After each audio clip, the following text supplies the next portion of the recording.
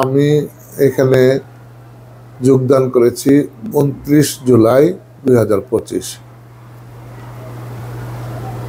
এর পূর্বে পর্যন্ত ঘটনা যা ঘটেছে ওইখানে যে প্রিন্সিপাল মহোদয়রা ছিলেন এবং কর্তৃপক্ষ ছিলেন তারা বিভিন্নভাবে চেষ্টা করেছেন হয়তো, কিন্তু মূল কথা হচ্ছে যে বেসরকারি আমলে শিক্ষা প্রতিষ্ঠানগুলি চলতে হইলে শিক্ষা প্রতিষ্ঠানের মাঝে কিছু দোকানপাট দিয়া শিক্ষা প্রতিষ্ঠান চলার একটা ব্যবস্থা করে। এটা হচ্ছে বেসরকারি সময়ের ঘটনা। যখন এটা সরকারি হওয়ার জন্য প্রস্তাব হয় এবং তখন কমিটি থেকে গভর্নমেন্টকে এই সম্পত্তিটা টোটালি গভর্নমেন্টকে দিয়ে দেয় ডিড অফ গিফটের মাধ্যমে। ডিড অফ গিফটে তখন দোকান বা অন্যান্য বিষয় নিয়ে কোনো কথা থাকার কথা না। এটা হচ্ছে বেসরকারি সময়ে তাদের সাথে পরিচালনা পরিষদের সাথে কন্ট্রাক্ট হয়েছে। এই কন্ট্রাক্টটা নোটারি পাবলিক এর মাধ্যমে কাজ হয়েছে।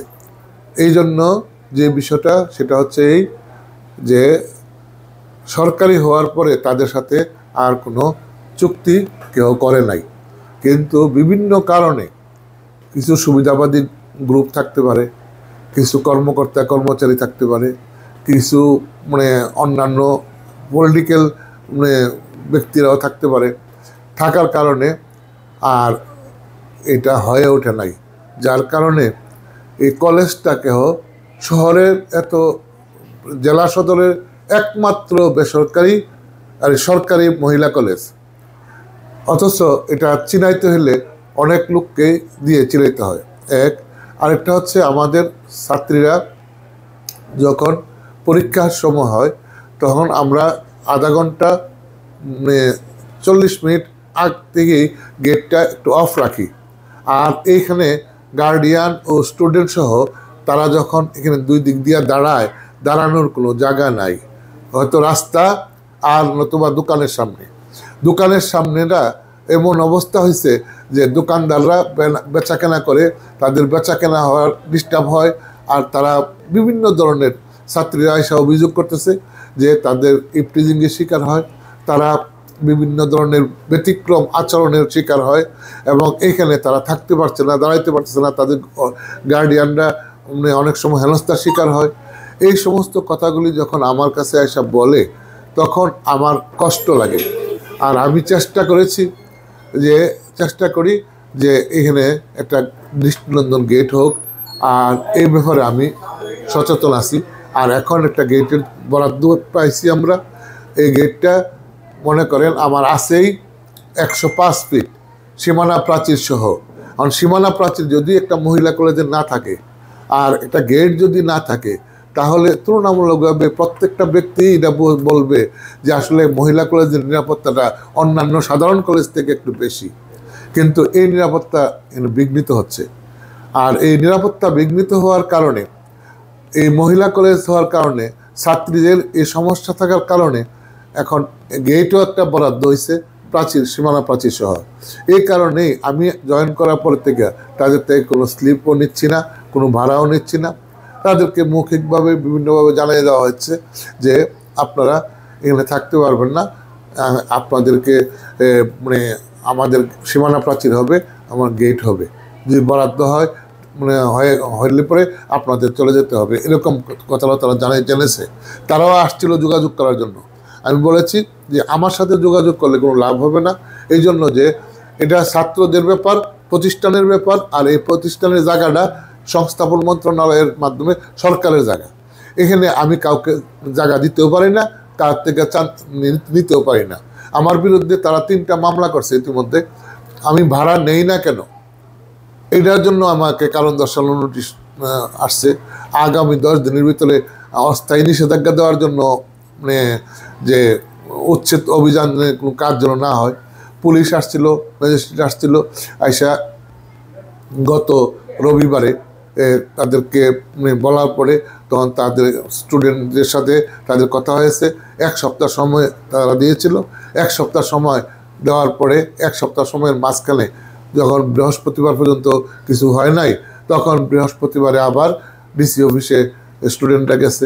ওইখানে যাওয়ার পরে ডিসি সাহেবের ছিলেন ট্রেনিংয়ে, তার প্রতিনিধি শঙ্কর পাল, শঙ্কর দাস, উনি অত্যন্ত ভালোভাবে বলেছেন যে তোমরা পজিটিভ রিপোর্ট পাইবা, তারা এটা আমাকে জানাইলেন। এবং উনি নিজেও আমাকে ফোনে বলেছিলেন যে এরকম একটা ভালো নিউজ হইব। এখন মেয়েরা যখন দেখলো যে 11টা পর্যন্ত আসলে কোনো কিছু হচ্ছে না, তখন মেয়েরা আবার গিয়ে রাস্তা এরকম অবস্থা হচ্ছে।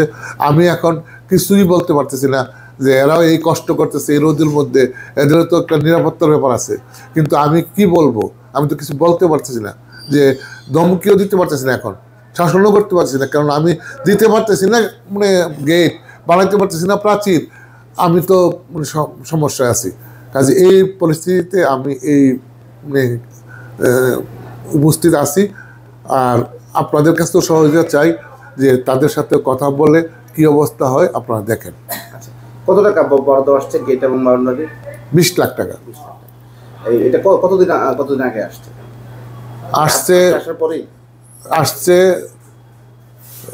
টোটালি অনুমান বলেন। আমরা তো চাইছি তো প্রথম আগস্ট মাসেই, কিন্তু বরাদ্দটা আসছে সেপ্টেম্বরে। অক্টোবর চলে। এখানে ব্যবসায়ীদের যেটা দাবি, আপনাদের জায়গা আপনাদের জায়গা বলতে সরকারের জায়গা, সরকার চাইলে তো ওনারা জোর করে থাকতে পারবেন। ওনাদের দাবি হচ্ছে যে আমরা দোকানটা অন্য জায়গায় নিব। একটা দোকান খুঁজতে তো সময় লাগে। এখন যেভাবে আপনারা 7 দিন 8 দিন সময় দিয়ে তাদেরকে উচ্ছেদের কথা বলতেছেন, তারা বলতেছে মিনিমাম 6 মাস বা 3 মাস এরকম একটা সময় যদি তাদেরকে দেন, তারা এখান থেকে উচ্ছেদ হয়ে চলে যান। আপনারা কি ওই সময়টা তাদেরকে দিতে? এটা আপনি ভালো বলেছেন। এটা হচ্ছে একটা বুদ্ধির কথা। এমন বুদ্ধি করে কথা বলা, আমাকে ডিসি সাহেব বলেছিলেন যে তারারে আমি 1 তারিখ পর্যন্ত সময় নিতে চাই। আমি আপনার ব্যাপার, আমার স্টুডেন্টরা যদি রাজি থাকে বা পারেন, তাহলে তারা যদি আন্তরিক হয় তাহলে এটা করা যেতে পারে। কিন্তু দেখা গেছে যে 1 তারিখ পর্যন্ত না, উনি কোনো নোটিশও করেন নাই, শুধু বলেছেন। ইতিমধ্যেই তারা 3টা মামলা আমার বিরুদ্ধে লাগাইছে। কি মামলা? ওই ভাড়া নেই না কেন? আমরা তো জানলাম যে এটা আপনার বিরুদ্ধে মামলা, আপনি এখানে বিবাদী হবেন যেহেতু আপনি কলেজের কর্তৃপক্ষ। ঘটনা তো সেটাই। আদালত একটা অস্থায়ী নিষেধাজ্ঞা চাইছে, যে তাদের এই পিরিয়ডের একটা চাইছে নিষেধাজ্ঞা, আর একটা চাইছে ভাড়া নেই না কেন, কারণ দর্শানো, আরেকটা কি কারণ দর্শানো। মোট 3টা মামলা হয়েছে। এটার মানে হচ্ছে যে এখানে সময় ক্ষেপণ করা, এবং এতে করে এরা মনে করতেছে যে সামনে কোনো নির্বাচনটা হয়ে গেলে পরে এরা সুবিধা নিতে পারবে, এই ধরনের হয়তো একটা তাদের চিন্তা আছে। কিন্তু এখন এই কেয়ারটেকার এই বর্তমানে অন্তর্বর্তী সরকারের সময়ে আমি মনে করি যে এটা একটা ভালো সময়। আর এর আগে এটা হয় নাই, পারে নাই। স্টুডেন্টরাও যেহেতু চাচ্ছে, আর বরাদ্দ যেহেতু আসছে, আর এই সীমানা প্রাচীর ছাড়া একটা প্রতিষ্ঠান চলতে পারে না। ইয়েতে আপনার হচ্ছে তারা একটা মানববন্ধন করছিল, ওখানে তারা আপনার নামে দিয়েছে এরকম যে আপনি আসার পরেই এই বিষয়টা আপনি উস্কে দিয়েছেন, শিক্ষার্থীদেরকে আপনি মাঠে নামিয়েছেন। কারণ এই এত বছরে কোনো শিক্ষার্থী কোনোদিন কোনো লিখিত মৌখিক কোনো অভিযোগ করে না যে কোনো দোকান থেকে কোনো মেয়েকে টিজিং করা হয়েছে। এই সব কিছুর জন্য আপনাকে দায়ী করছেন। এই বিষয়ে আপনি কি বলতেন? আমি যেহেতু চেয়ারে আছি, আমি না থাকলেও XYZ থাকলেও এই ঘটনা ঘটলে এইরকম দাবি, এই কথাগুলি তারা বলবেই, কারণ তারা তো স্বার্থজড়িত। এখানে এমন হয়েছে যে তারা 250 টাকা গভর্নমেন্টে দিচ্ছে, পরবর্তী পর্যায়ে বাড়তে বাড়তে হয়তো 1000 টাকা নাকি শুনছি। আমি তো জানি না, আমি তো আর নেই নাই।